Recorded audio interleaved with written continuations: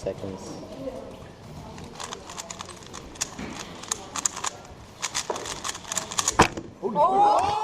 Feliks Zemdegs. Everyone in this community knows this name. He has tons of world records, has a ton of attention, and is one of the leaders in making the community faster. But what if Feliks never started cubing? What would happen to the community if one of its best people never existed? That is what we are going to find out in this video. First, we need some background info. Feliks Zemdegs started cubing in April of 2008. He lived in Australia, and there were few other cubers in Australia and New Zealand at the time.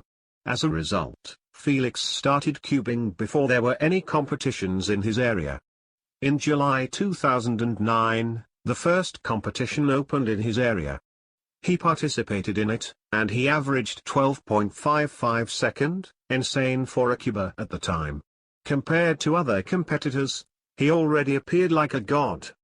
His next competition was even more impressive, getting world records for 3x3 and 4x4. He started his YouTube channel on June 22, 2008. Knowing this, we can move on to what would happen if he never cubed. Starting with the obvious, all his world records would be gone.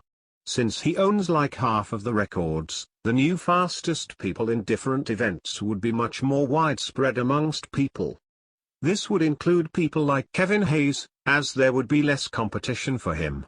The new fastest people in 3x3 would probably be either Mats Volk or Lukasita, though this might be different for reasons I'll talk later. While some people are specialized in one event, Feliks seems to be all over the place, at least for cubic puzzles. Feliks' 5.66 seconds solve was probably one of the most famous solves of all time, as it wasn't broken for almost 3 years. This gave many people inspiration to either start cubing or practice more. If he didn't exist, our records would probably be slower. Also, during that period, he broke his record several times, meaning that it would go to other people.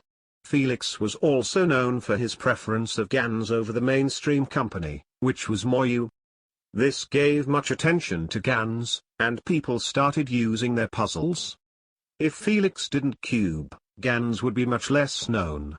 While Gans might not go out of business, they almost certainly would not make their better puzzles. The Gans 356s, the Gans 356 V2, the Gans 356 Air, the Gans 356 Air Master, the Gans 356 Air Ultimate, and the Gans 356 Air Grandmaster might not exist. Most people know that Gans uses an octopus core, which is very innovative. If you look at the Guoguan, you can see that it also uses an octopus core. If Guoguan truly took inspiration from Gans for their core, this could go insane. Feliks demonstrated that Gans is a decent company, but if he didn't cube, then little people would find out about Gans. If Gans discontinued their 3x3 series, Guoguan might not have emerged because there would be no octopus core for them to be inspired.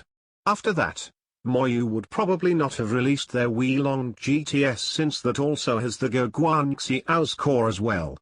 With the Volk 3, I do not know if it would still exist, as this was a collaboration between Mats Volk and Kind. It was about the cube for him, but at the same time, some of the pieces do look similar.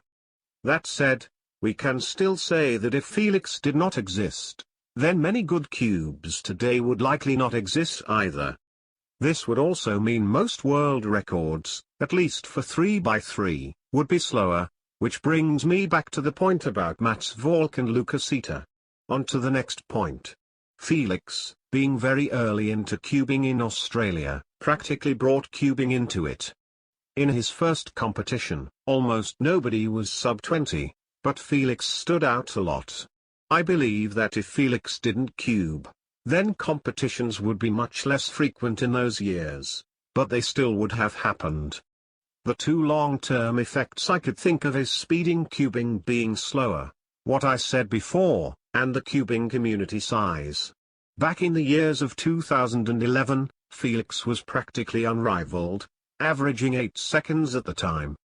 This gave people a lot of inspiration to go to competitions, try out new things, and be involved with the community more.